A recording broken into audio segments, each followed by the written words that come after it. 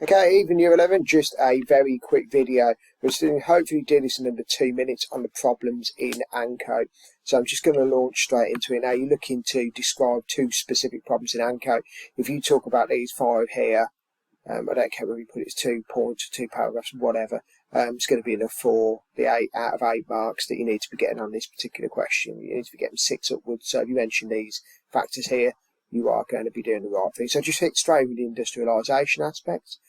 Now, obviously, industrialisation is relevant to Ancoat because Ancoat is where the cotton industry is growing and developing because it's very close to Manchester.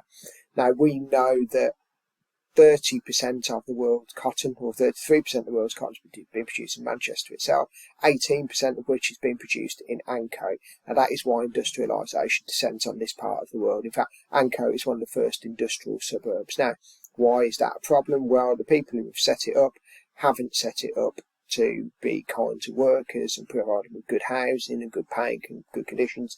They've set it up to provide themselves with the maximum amount of profit possible. So, what happens in Ancoat that is a problem is the first one to talk about is overpopulation.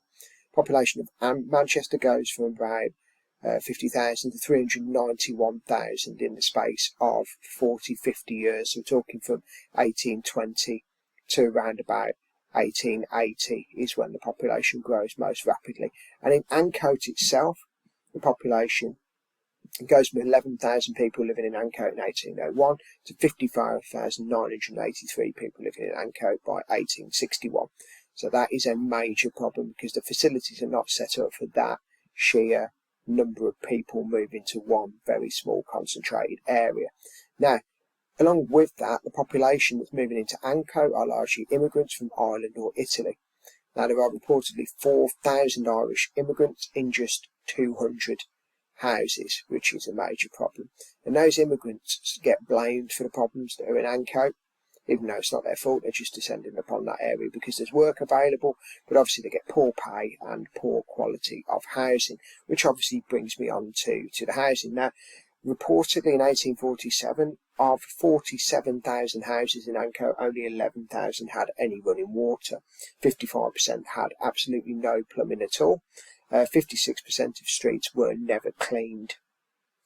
What started off in about 1801 with 3,446 houses, there were 50,000 by 1850, of which the bulk of which were back-to-back houses and cellar dwellings, which were cramped, dirty, overcrowded, 1 brick thick, and not suitably built to house the amount of people that lived there. They also didn't build the housing with any streets, public parks, libraries or anything like that in mind. So it was what you would describe as a slum dwelling in Ancoat. So the housing is a major problem that's connected to overpopulation and it's connected to immigration. It's also very, very heavily connected to disease because obviously the lack of sanitation, the lack of plumbing, obviously most of the waste is going into the River Irk. I think there was another river in Ancoat going through there as well, which was providing the water supply, and that is causing issues with typhus and cholera. In fact, the death rates were significantly higher from cholera in Ancoat than they were anywhere else in the country.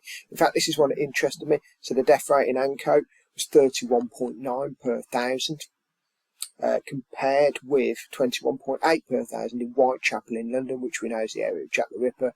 Very unpleasant area, but Ancoat is significantly worse. So that's the problems in Ancoat for you. Hopefully that will get you through your exam. Mention all of those. I can't see you going far wrong at all. Keep up the good work.